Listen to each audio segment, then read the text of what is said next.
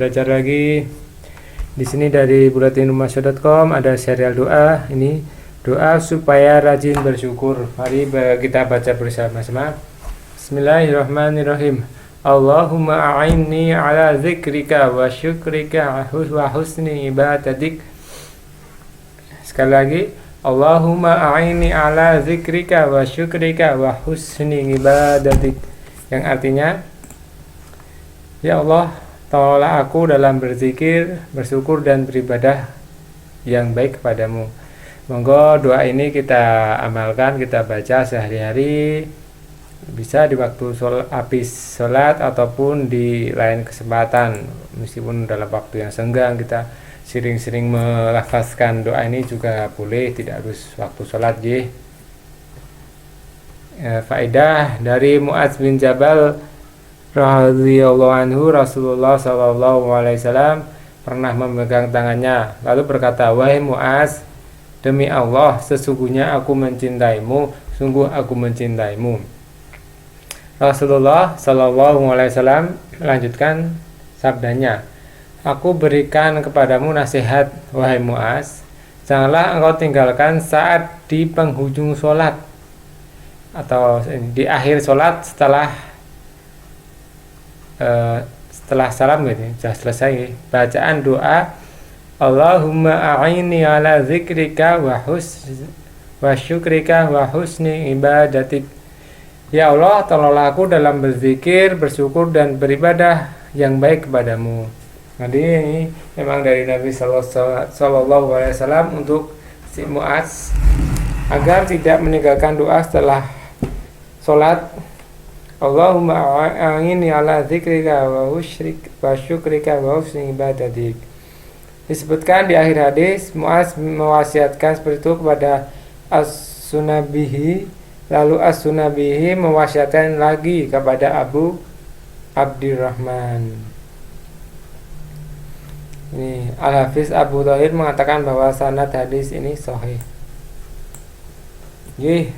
Serial doa sudah selesai, maka kita lanjutkan di serial pelajaran Sirah Nabawiyah. Ini tentang judulnya, kenapa Jazirah Arab yang dipilih. Kenapa sampai Jazirah Arab yang dijadikan tempat tumbuhnya berkembang Islam? Pertama, Rasul diutus di tengah bangsa Arab yang ummi, bukan di tengah bangsa Persia, Romawi atau India. Dalam ayat disebutkan surat Jumu'ah ayat 2 yang artinya, dialah yang mengutus kepada kaum yang ummi, yang buta tulisan, buta aksara ya, seorang rasul di antara mereka yang membacakan ayat-ayatnya kepada mereka, menyucikan mereka dan mengajarkan mereka kitab dan hikmah atau sunnah. Dan sesungguhnya mereka sebelumnya benar-benar dalam kesesatan yang nyata. Jadi di Al-Quran juga disebutkan surat Jumu'ah ayat 2 tentang kenapa dipilihnya kaum Arab yang di sana dilahirkannya seorang nabi atau nanti akan jadi pusat perkembangan Islam. Ummiyin yang dimaksud dalam ayat ini adalah bangsa Arab. Ada di antara mereka yang pandai menulis, ada juga yang tidak, karena bangsa Arab bukanlah ahli kitab seperti Yahudi dan Nasrani. Arti ummi adalah tidak bisa menulis dan membaca tulisan. Orang Arab dahulu adalah seperti itu, tidak bisa menulis dan tidak bisa baca tulisan. Demikian kata Imam Asy-Syaukani dalam Al-Fath Al-Qadir. Al-Hasan Al-Basri mengatakan bahwa yang dimaksud Alkitab adalah Al-Quran, sedangkan Al-Hikmah adalah As-Sunnah. Rasul Muhammad SAW sendiri diutus dalam keadaan ummi, sebagaimana disebut dalam ayat, orang-orang yang mengikuti Rasul yang merupakan Nabi yang ummi, yaitu tidak bisa membaca, menulis, dan menggunakan ilmu hisab, ilmu hitung-hitungan, yang namanya mereka dapati tertulis di dalam Taurat dan Injil, yang ada di sisi mereka yang menyuruh mereka mengerjakan hal-hal yang ma'ruf dan melarang mereka dari hal-hal yang munkar, menghalalkan bagi mereka segala yang baik dan mengharamkan bagi mereka segala yang buruk, dan membuang dari mereka beban-beban dan belenggu-belenggu yang ada pada mereka. Orang-orang yang beriman kepadanya, memuliakannya, menolongnya, dan mengikuti cahaya yang terang yang diturunkan kepada Al-Quran adalah orang-orang yang beruntung. Surat Quran Surat Al-A'raf ayat 157. Qatadah menyatakan bahwa yang dimaksud dengan ummi adalah tidak bisa menulis. Jadi ummi itu ya, tidak bisa menulis, membaca maupun hitung-hitungan. Ibnu Hatsir dalam kitab tafsirnya menyebutkan bahwa sifat Nabi Muhammad SAW telah disebutkan dalam kitab nabi-nabi sebelumnya, yaitu dikatakan bahwa beliau adalah seorang yang ummi. Para nabi sebelumnya memerintahkan untuk mengikuti Nabi Muhammad SAW. Sifat tersebut masih terus ada dalam kitab mereka, ulama dan rohib mereka bahkan sangat mengetahui hal itu.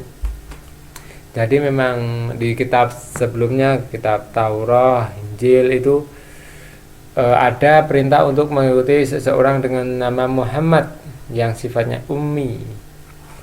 Namun keummian Nabi SAW bukan berarti tidak memiliki ilmu. Bahkan beliau adalah orang yang sangat alim dan berilmu. Ibnu Taimiyah rahimahullah mengingatkan bahwa keummian Nabi Muhammad SAW bukanlah berarti dia tidak berilmu dan tidak bisa menghafal. Namun Nabi SAW adalah imamnya para nabi dalam hal itu. Disebut ummi hanyalah karena beliau tidak bisa menulis dan tidak bisa membaca sesuatu yang tertulis. Imam Shawkani rahimahullah menyebutkan, seandainya Nabi Muhammad SAW adalah orang yang mampu membaca dan menulis, tentu orang akan berkata, ajaran beliau hanyalah hasil membaca kitab-kitab Allah yang ada sebelumnya. Ketika disebut bahwa Nabi Muhammad SAW adalah seorang ummi, yaitu tidak bisa membaca dan menulis, tentu tidak ada yang ragu lagi pada ajaran beliau, yaitu ajaran beliau bahwa adalah wahyu ilahi. Sehingga mengingkari Nabi Muhammad SAW paling hanya mereka kesombongan atau termakan syubhat. Yang kedua, Allah menjadikan Baitullah Ka'bah sebagai tempat berkumpulnya manusia, tempat yang aman dan rumah yang pertama kali dibangun bagi manusia untuk beribadah. Jadi Allah menjadikan Baitullah Ka'bah sebagai tempat berkumpul manusia. Allah juga telah menjadikan dakwah para nabi di lembah tersebut, sehingga Rasul kita Muhammad diutus di Jazirah Arab. Ketiga, Jazirah Arab terletak secara geografis terletak di tengah-tengah peta dunia, sehingga sangat strategis dijadikan pusat dakwah. Keempat, bangsa Arab dijadikan bahwa dakwah Islam dan media langsung untuk menyampaikan kalamullah. Bahasa Arab sendiri adalah bahasa yang memiliki keistimewaan dibanding bahasa lainnya. Pertama tadi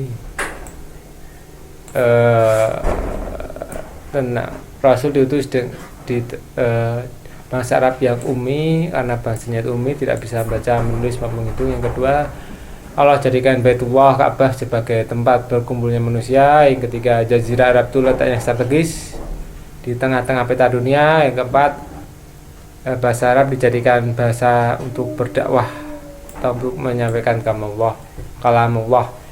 Kelima, Jazirah Arab adalah wilayah yang sangat panas, tidak ada kekuatan yang mampu melakukannya dari kalangan yang tidak menyukai agama Islam, baik dari kekuatan Persia, Romawi atau lainnya. Keenam, Jazirah Arab tidak memiliki agama persatuan yang dianut oleh mayoritas penduduk Jazirah Arab. Agama kemusyrikan memang menyebar, tetapi bentuk dan cara ibadah mereka berbeda-beda. Ada yang menyembah malaikat, ada yang menyembah binatang, ada yang menyembah patung yang beraneka ragam. Ada juga yang masih menurut ajaran ahli kitab, ada yang masih memegang sisa-sisa ajaran Nabi Ibrahim alaihissalam. Ketujuh, ada fanatisme kesukuan yang punya peranan penting. Bani Hashim menjadi kekuatan sebagai pengawal dan pelindung dakwah Rasul SAW. Begitu pula paman beliau Abu Thalib juga menjadi pembela yang satria, juga ada dukungan dari keluarganya. Kedelapan, kota Mekah menjadikan kekuatan dengan banyak pengunjung yang datang berziarah ke Ka'bah, sampai saudagar pun mereka mengunjungi Mekah. Semua itu akan lebih mempermudah sampainya berita ke belahan Jazirah Arab lainnya.